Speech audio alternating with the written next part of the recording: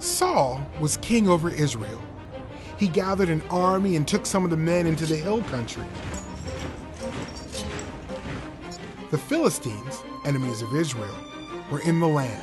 Saul's son Jonathan took some other men to destroy a Philistine army camp. The attack made the Philistines mad. The Philistines came out to fight the Israelites. They had more chariots, more horses, and more soldiers. The Israelites were outnumbered. They were all afraid. Some of them hid. Saul wanted to ask God for help. Maybe if he made an offering to God, they would win the battle. But only the priests were allowed to give offerings to God. Saul waited for Samuel, but Samuel did not come. His soldiers started to leave, so Saul decided to make an offering to God himself. Then Samuel showed up. "Saul, what are you doing?" Samuel asked. "You hadn't come and the men were leaving me. I wanted to ask for God's help before we went into battle against the Philistines," Saul replied. "You have disobeyed God," Samuel said. Saul was king, not a priest. It was a sin for Saul to make the sacrifice. "You will not be king much longer.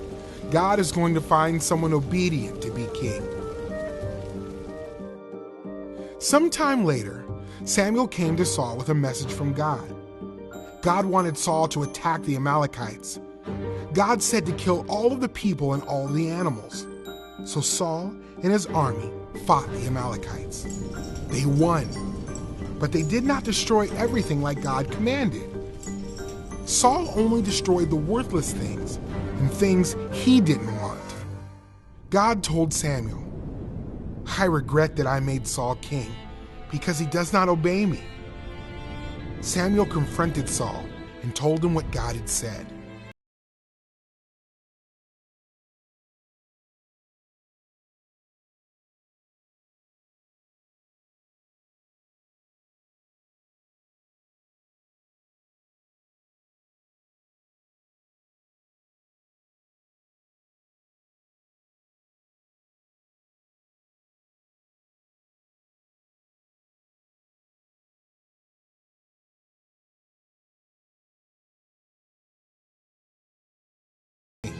Samuel said.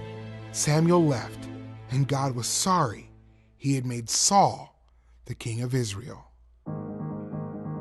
King Saul sinned by giving a sacrifice that only the priest was allowed to give. God rejected Saul as king, but he had a plan to send his son, Jesus. King Jesus gave up his own life as a good and perfect sacrifice so sinners would be forgiven and accepted.